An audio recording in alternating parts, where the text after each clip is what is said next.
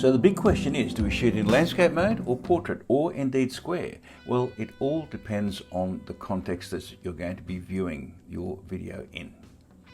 Let's have a closer look. We see the world in landscape mode. We drive our cars in landscape mode. We use computers and Zoom in landscape mode. We watch theatre and movies and concerts all in landscape mode. And we watch sporting events in landscape mode. Landscape mode gives us context. It gives us visual context as to where a video is being shot.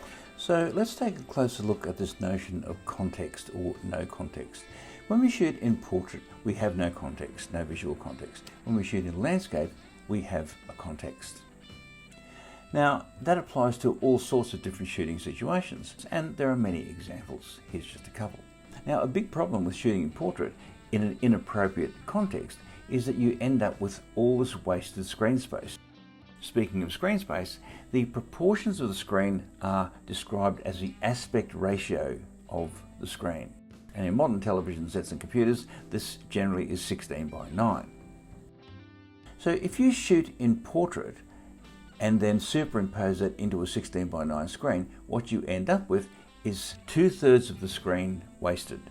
So what can you do about that? Well, you can fill it up with black space, but that's a bit visually heavy. The other option is that you do what they often do in newsrooms where they've been given footage provided by people shooting in portrait.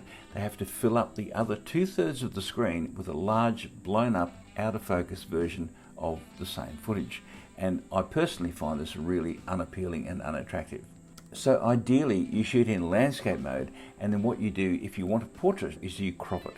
So if a particular social media platform demands portrait or square, then it's best to shoot it in landscape and then crop the landscape to suit the portrait aspect ratio. Another reason to use landscape as a default is that the screen provides you with all the space to put other information in. For instance, you can put a logo, you can put QR codes, and there's space for general bits of information that you can superimpose on your screen, and that's precisely what I do with my screen. So it's useful to ask yourself, what mode is your subject?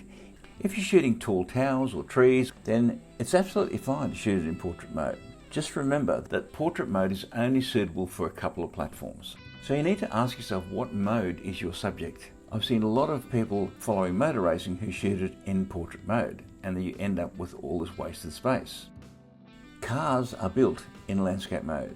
You can combine the two. Sometimes that's perfectly appropriate, where you can superimpose portrait frames over a landscape frame. So landscape gives you options.